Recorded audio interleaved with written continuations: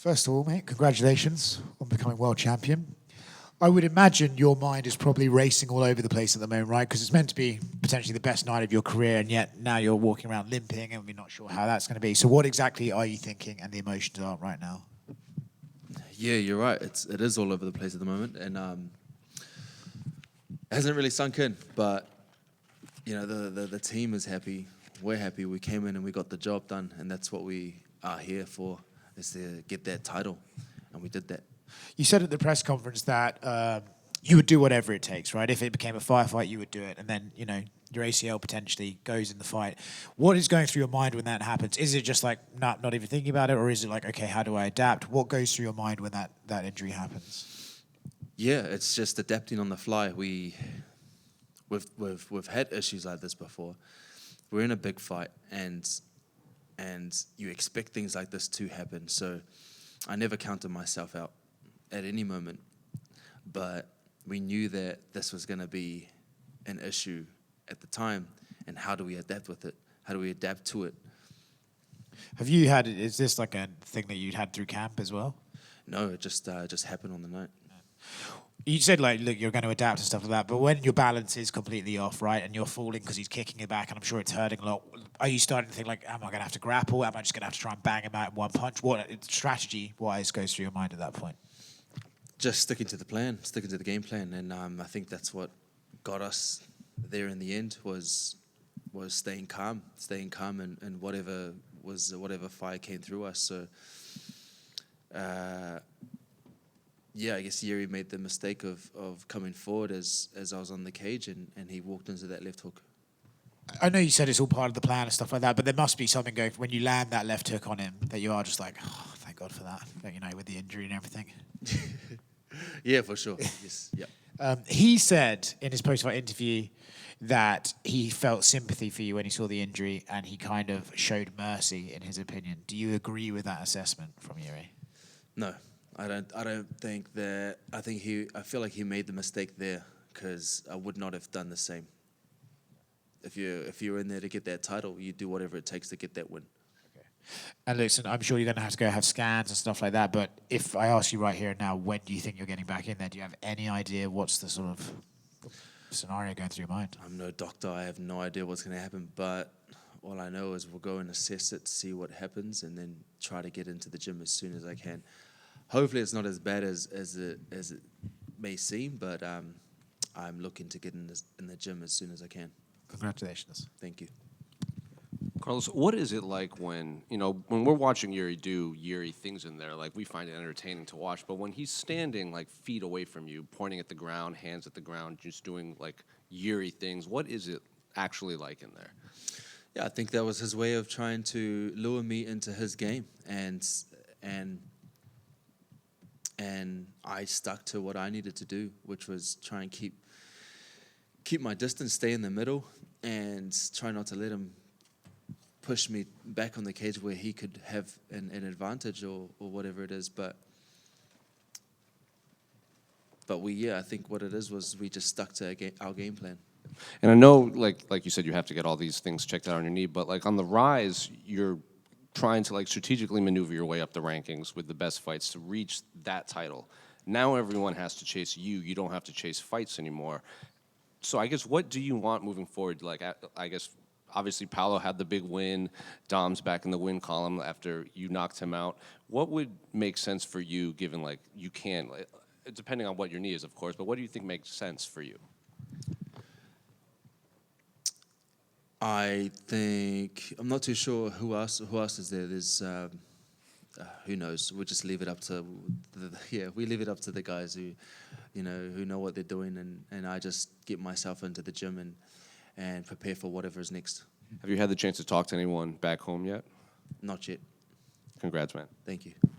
Carlos, what went through your mind as soon as sort of your knee popped? It was just deal with it and see how we can adapt and what we need to do from there. And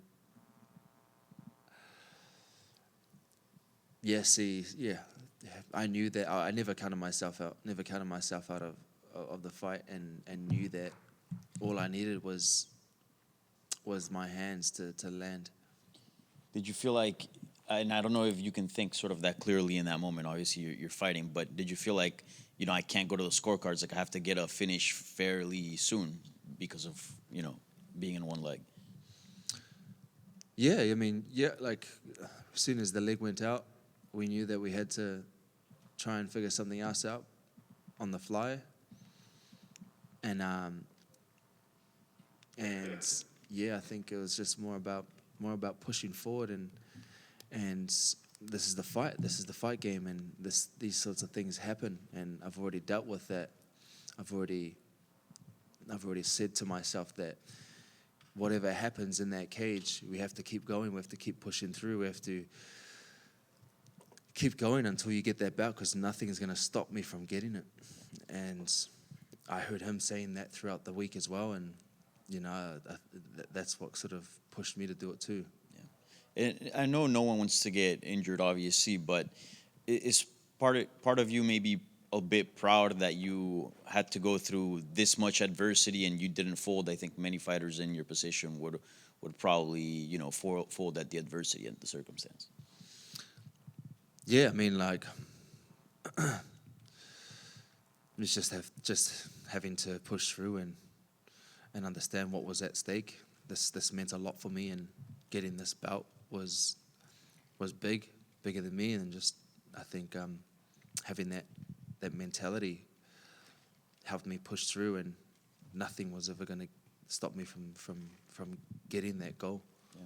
Yeah, and it was an incredible finish. And you had mentioned to me on fight week that you were hoping that to get a big win in order to lure back Poatan. Do you feel like you've done that? Who knows? Who knows? He might come back, but I think I just need to keep this belt and see if he comes back. It would be a big fight for sure. Thank you, and congrats. Thank you. Carlos over here, congratulations on becoming a champion. I know Robert Whittaker was joking that they have a group chat of the champions from Australia and New Zealand with him, Volk, and Izzy. Are you excited to be added to that group chat finally? Yeah, I'm excited. And what is it about City Kickboxing in Miami? Izzy and Volk became 2-time champs here. You overcame being on one leg and became champ. What is it about Miami?